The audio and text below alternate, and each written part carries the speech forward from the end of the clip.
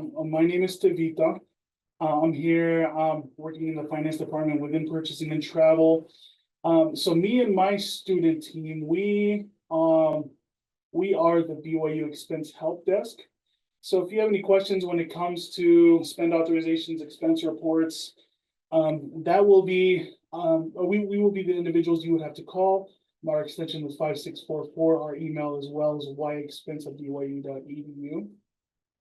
So what I'm going to do here, I'm going to go to the Workday Sandbox tenant. I'm just going to quickly go over a few things, and also this is going to be a little bit different than what I explained in the past, or what we have explained in the past when it comes to spend offs and expense reports, because we've been having a lot of different questions and we've been learning about the different quirks of Workday, and we have a few options in terms of workarounds when it comes to creating or initiating spend offs and expense reports. So first, let's say we as the employee, or myself as the employee, I'm going to a conference. Okay, so obviously we want to book our travel through purchasing and travel through one of the travel agents. So we want to create a spend authorizations. With every task and report, we can just look it up on top in the search bar. I will look up spend authorization, and I don't even have to put in the full amount, the full phrase here. I can click on create spend authorization right there, or alternatively, I can go to the expenses hub in the slide out menu, and then I can go about creating a spend authorization. Okay, so I'm going to be fairly quick with here, so hopefully everyone's following along. The default dates on spend authorizations are always today. So let's say that I'm going on this trip from the 3rd of February to the 5th. And note that we have these little stars here. Whenever you see these stars in that color, that means it's required. You can't submit or save until those are completed. Okay, so description, I'll say conference.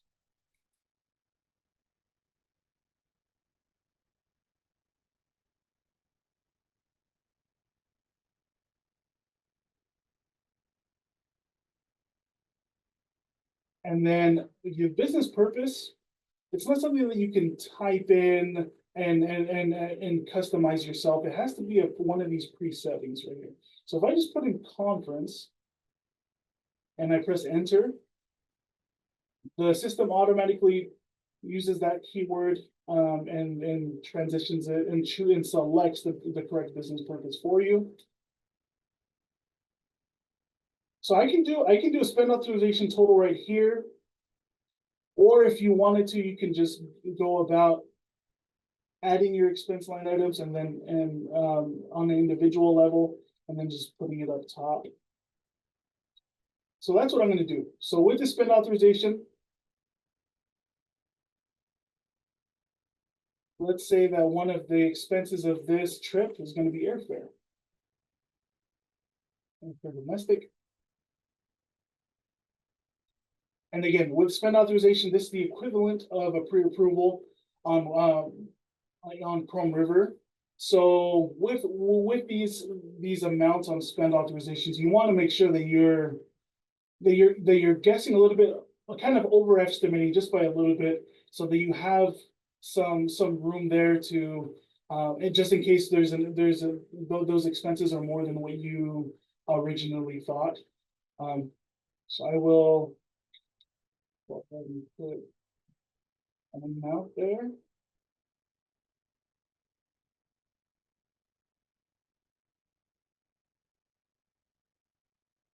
And memo is not required, but if you wanted to provide additional information for your approvals or your approvers or reviewers, this would also be a good area where you could put that.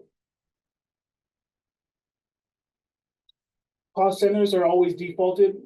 Your work tags are default according to what's in your HR profile. Always make sure that you have the correct cost centers, activity, gifts, or grants on there, along with the additional work tags. we have had a few individuals call us and ask which work tags to put on a spend authorization or expense report. And our answer will always be the same, which is to speak to your financial manager, financial ops specialist, or your ultimately your business partner to see which work tags you should use, or which of these that you would charge and bond. Okay. So destination, very important, and it is also required. So since it's domestic, let's say I'm going to. So what you saw there, I just typed in just Las Vegas and I pressed enter, and that's when Workday started searching the destinations and then ultimately selected it for me. I won't choose this now, but I guess this is also important to note. If you have any family members traveling with you on the church or on the BYU's dime, that's where you would click and then it'll route differently. But I won't click that for this purpose, for training purposes here. Now, so now that I have this line item taken care of, I'm just going to press add. The next one I'm going to account for in the spend authorization is hotels. So if I type in hotel and I press enter, the expense item automatically changes to the correct item type, which is lodging.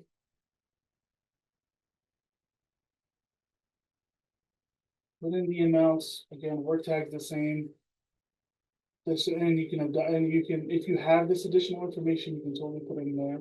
I'll just put in Las Vegas for now. And I'm gonna run through the rest real quick. We're just gonna, the next one we're gonna do is per diem.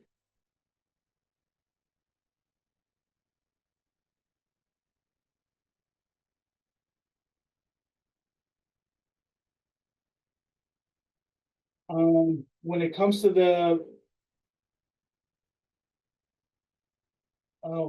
to per diem, always make sure that you put in your destination and put in the number of days. In this case, I was from the 3rd to the 5th. So I'll just say 3 days.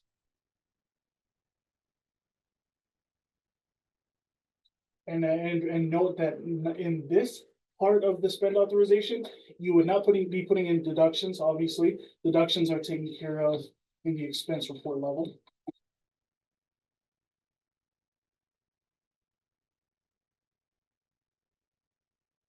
The next one I'm going to account for is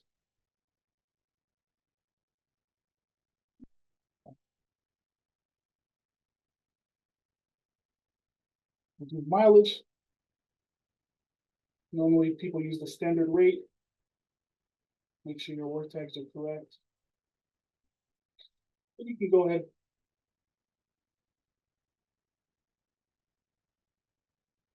and put in the amount of miles that you're thinking here.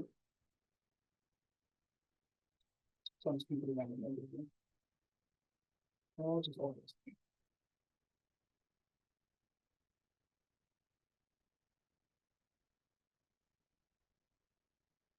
And lastly, let's talk about the rental.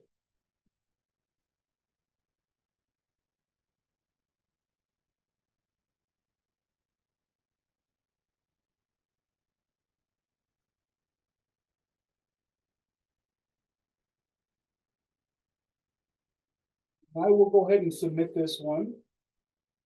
So as I submitted this spend authorization, it's telling me what I just did, what's up next in terms of the approval routing of this spend authorization. If I wanted to get into more detail there, I would go to the view details, look at details and processes.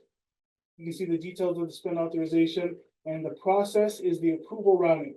So as you can see in the top of this process history, it shows myself who created this spend off, and now it's awaiting action. It's waiting for the approval of my cost center spend approvers. In this case, there are 4 of them. So this doesn't mean that all 4 need to approve it. It just means that one individual within this group needs to approve it in order for it to go to the next step. Okay. So now, again, if I ever wanted to look at any spend authorizations that I recently submitted, go to Expenses Hub, Spend Authorizations, and then you can see here that the one I just recently created here on top is in progress. And I can go and I can click on this button to see who it is waiting for and all that good stuff, any details that we need. Now what we want to do is create an expense report.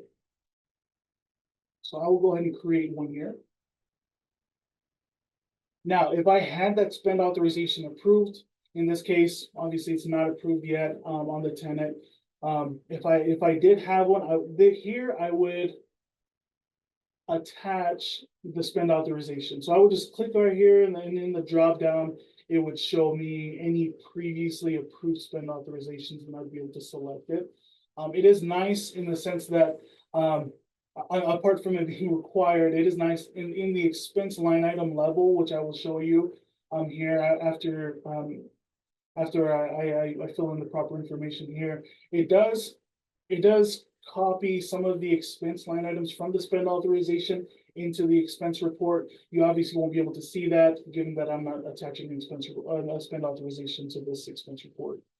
The expense report date defaults to today. I'll just leave it there for now. Returning purposes, business purpose. Again, this would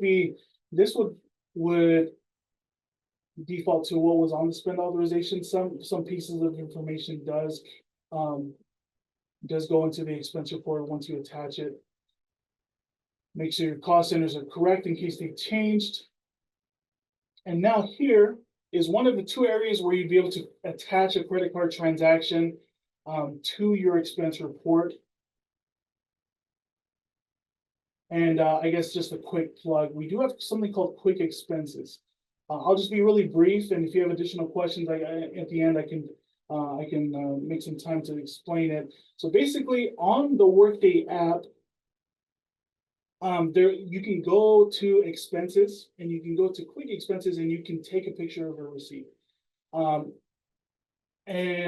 Once you take a picture of that receipt, it will show up right here in the quick expenses.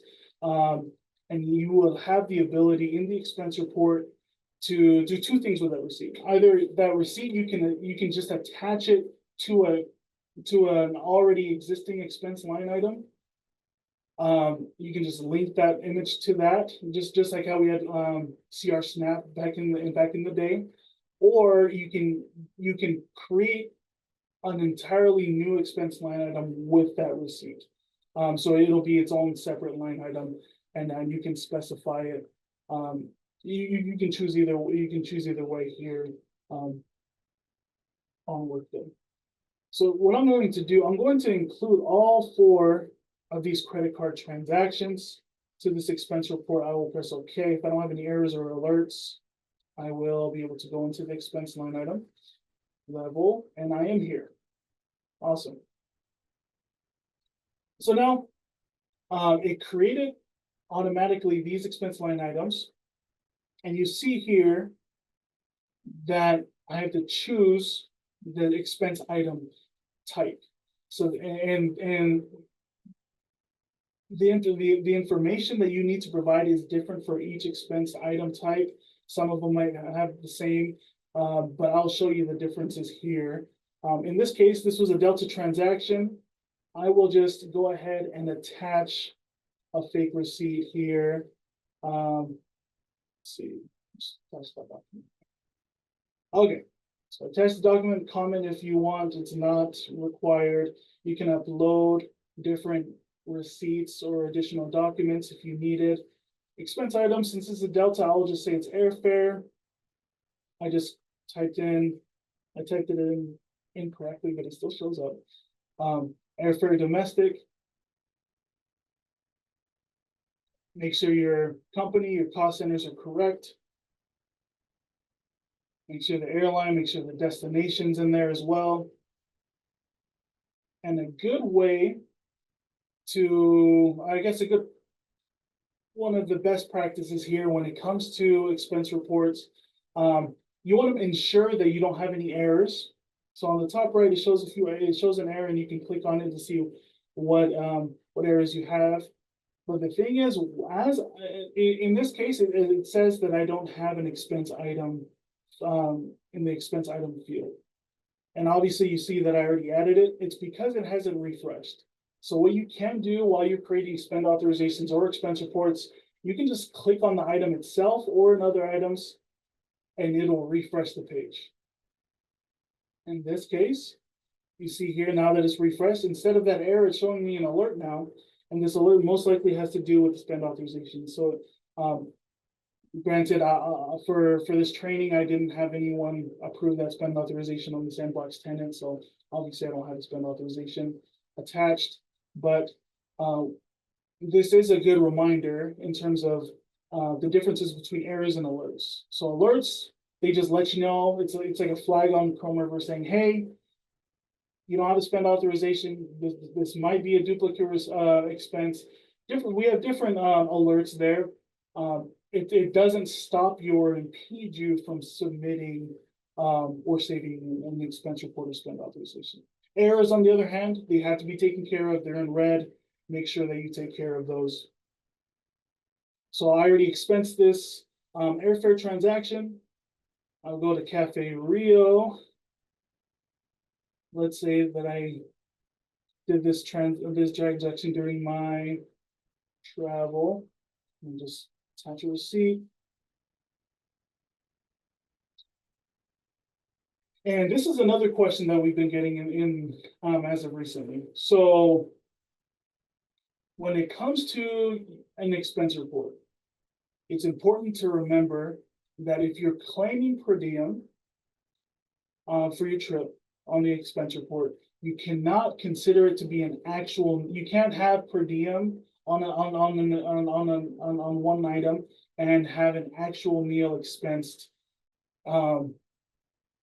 in another line item within that expense report. One way that you would go around that is creating or making the expense item for that meal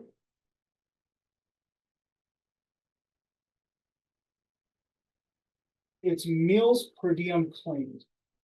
Basically, you're saying this is an actual meal technically, but since I have a per diem claimed in the same expense report, I want that meal to deduct from the per diem amount that I'm getting reimbursed for in this expense report.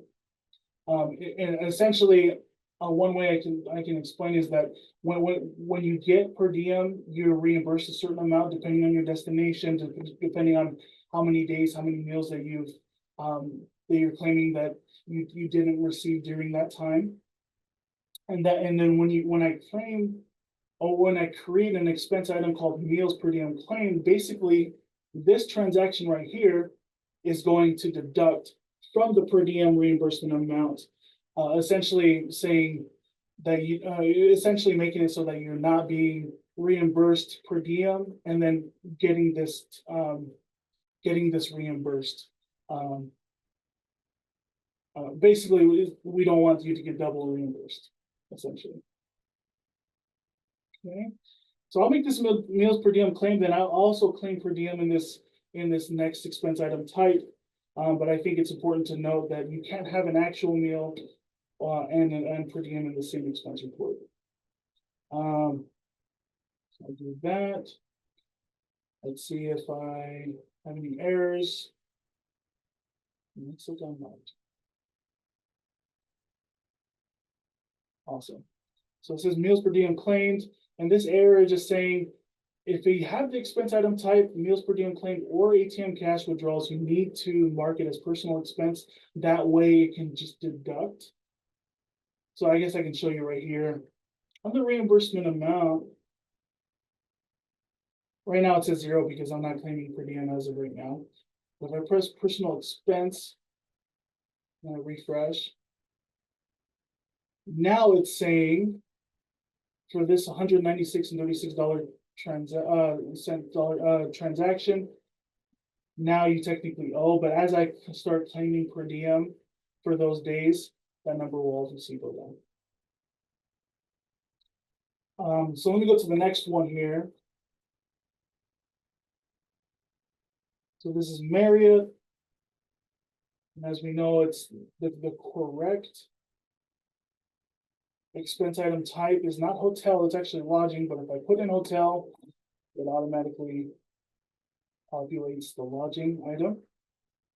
Make sure that your information, your required information is there. And that any additional information will be helpful as well. Let me click on that.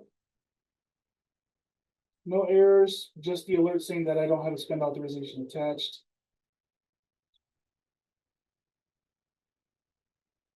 There's another email here. So let's just say, I know it says communal, which is, a restaurant.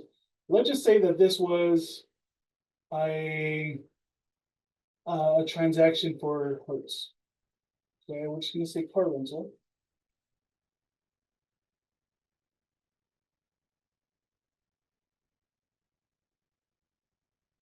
Make sure your cost centers are correct. Put in the agency. Destination, not required, but nice to have. Business reason.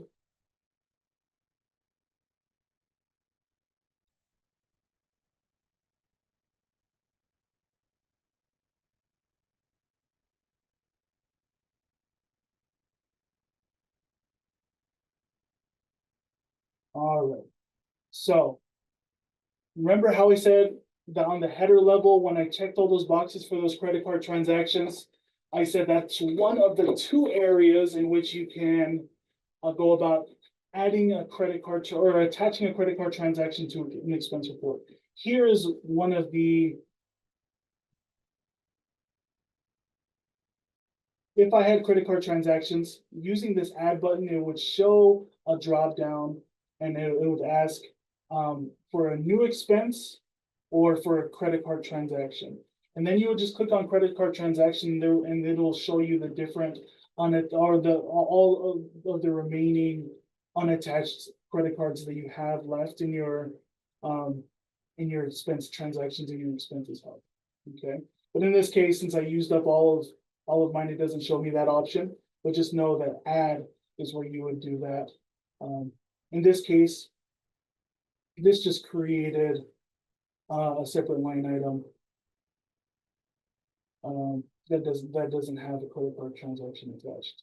Let me go ahead and delete these extra ones that I just created, which might be also good to note. If you ever needed to delete one, there's a little trash can button on the right hand side.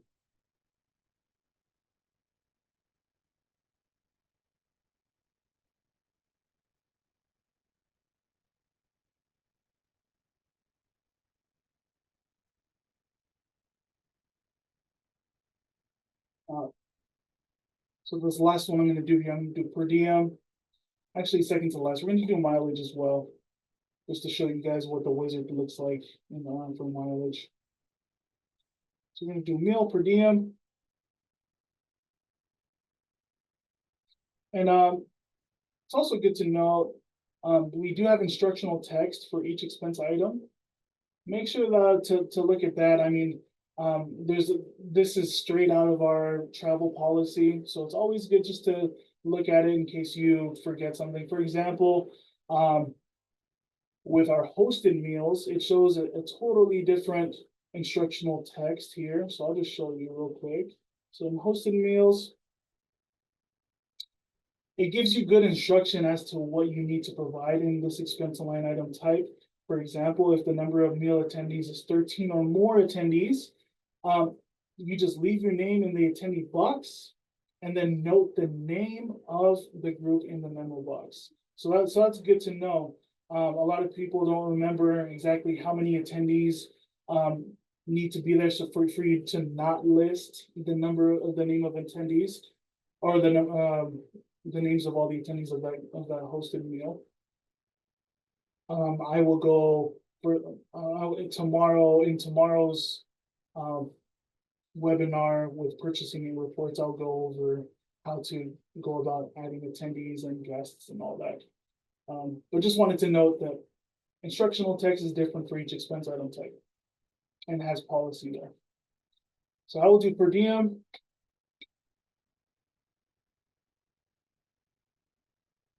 All right, make sure cost centers are right. It is required to put in a destination.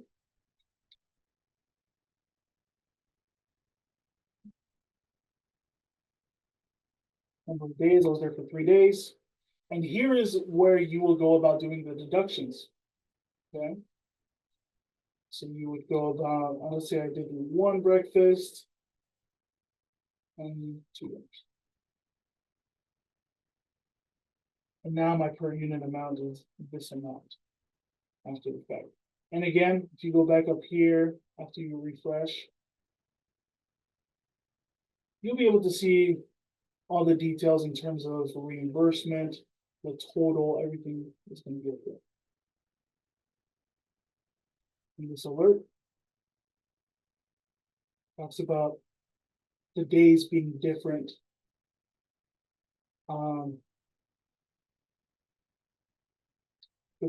Between the spend authorization and the expense report, and it's because I don't have spend authorization attached.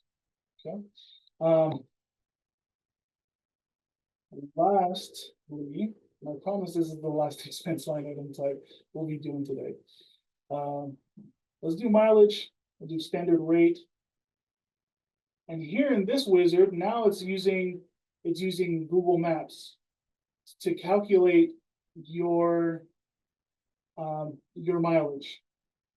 So I'll just put in an address and say that I drove from my home to the airport, and then I went to Vegas, and then when I came back, I drove from the airport back to my house. And it's nice because as you're typing in the address, Google will tell you, and it will give you any suggestions as to what your address could be. So I'll go put that destination. I'll just put SLC in the first result, SLC airport. Now you can see it's estimating from the home to the airport 44.6 miles. But like I said, I drove not only there, but I drove back. I don't have to double it here. I just have to click on round trip. And now distance to expense is double the amount. And if I refresh, you can see my reimbursement amount changed. Okay. And remember, so when it's in parentheses, that's a negative. That means that you owe, or the employee owes. And then when it's just this, it just means without parentheses, that's just how much is being paid to the employee. It does require a business reason.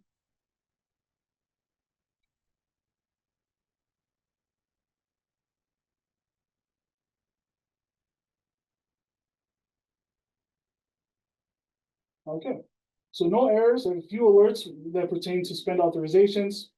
So it looks like I'm good to submit. If you aren't good to submit, if there were any errors, it would let you know. Again, just like the spend authorization, it shows that it's who is up next. You can view all the different alerts there. I could have pressed on view details to go to the approval routing, but I'll just skip that because I showed you how to do it in the spend authorization. And then, so if we go to expense reports, we can just click on the report itself. And remember, it's process history or business process.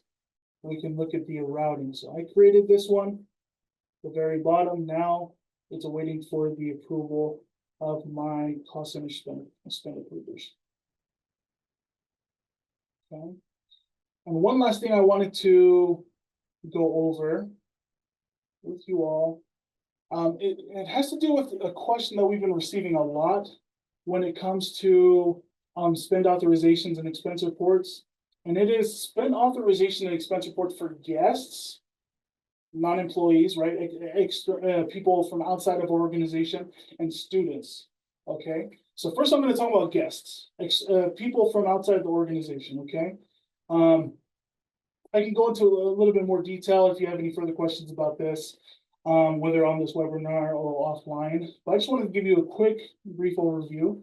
So with the spend authorization, when it comes to the spend off and the expense report, you're only able to perform these tasks if you have the role that's called expense data entry specialist.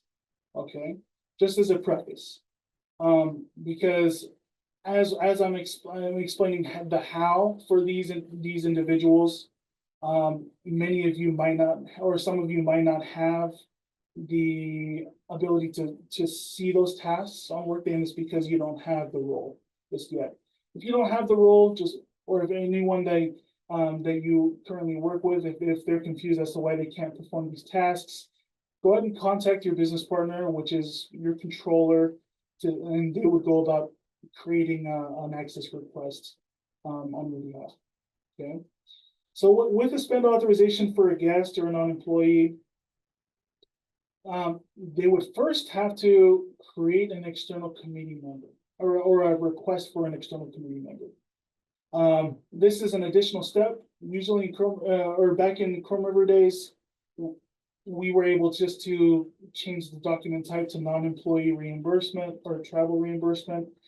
Now we have an additional step where we actually have to create an external committee member so that we can fill in their info, we can put in their information and attach it to the expense report so that we can reimburse them.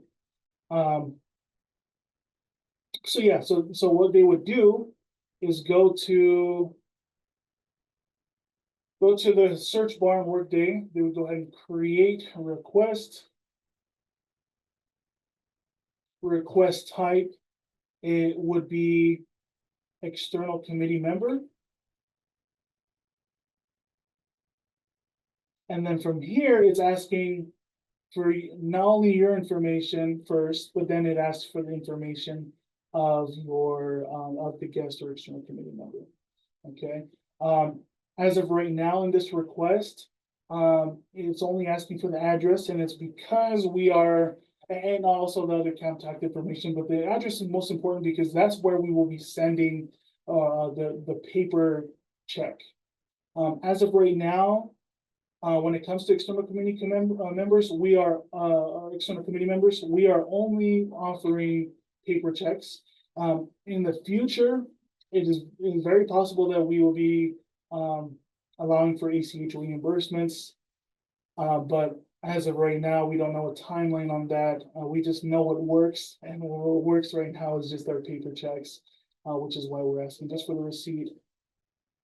And we will keep everyone updated whenever we are starting to offer ACH reimbursements.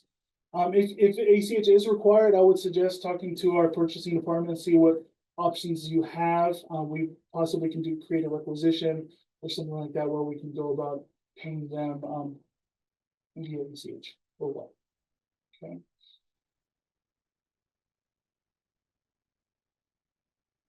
So once you create that request, that actually comes to my team here at the BOA Expense Help Desk. We will create that external committee member, and we will email you notifying you that that it has been completed. And then from there, you can go ahead and create an expense report, and I'll show you what that looks like for external committee members. So you do create expense. Actually, first I'll show you create spend authorization. So it's create spend authorization for non-worker. Again, if you're only seeing this task up here and you're not seeing the second task for non-worker, that means you don't have the correct security roles. And then here, the payee type, external committee member. 4. And then you would, if it was already created and you were notified by my team, it would be right here. Not sure which names are here. Okay, just have some random external committee member there. But that's where you would go about adding them, and then the rest should look familiar from earlier of this training. You put in the business purpose, company, all that good stuff, spend authorization lines, etc. And then once that's approved, you can go ahead, create an expense report for a non-worker right here. Pay type, external committee member, and then you can go ahead, search up the individual, and then again, should look familiar. When it comes to student travel, you can't create a spend authorization for a student or in the create spend authorization for a non-worker. You would actually have to create the spend authorization on the Workday account of an authorized BOA employee that is not a student. Okay, normally just staff or whoever can create spend authorizations for themselves. They will do it there in the memo section or the justification section of the spend authorization. Either justification or the memo section, if there is one. You can go about putting in the name of the student or names of the students if it is a group student travel. Okay. So you would just do it the same way that you would be going about, or you would go about creating a spend authorization for yourself, but in the justification, you would go and specify who the students are.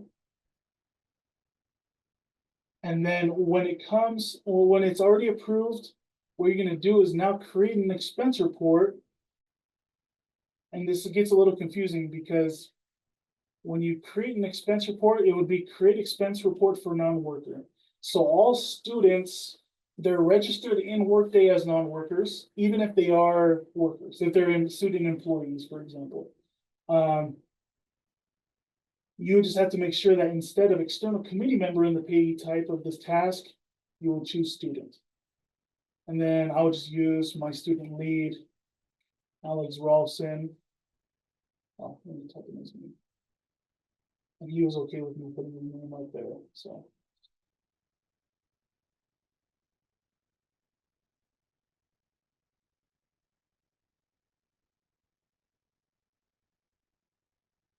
Okay.